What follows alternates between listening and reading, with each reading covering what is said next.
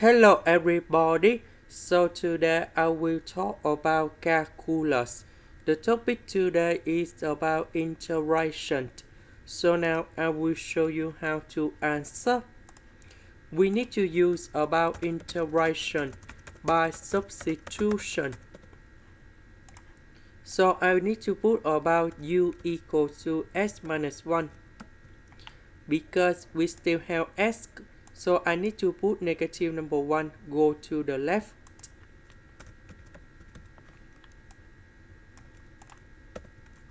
So I need to put this one go here,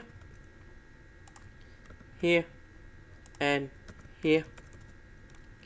Later that we do first the derivative for the both sides, and you got about du equals to the s.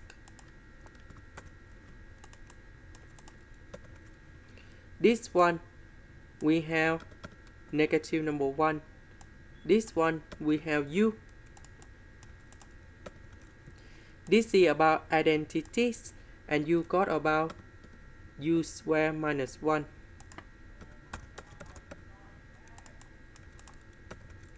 So u square divided by u to the power of 3, we have 1 over u. This one we have u to the power of negative number 3.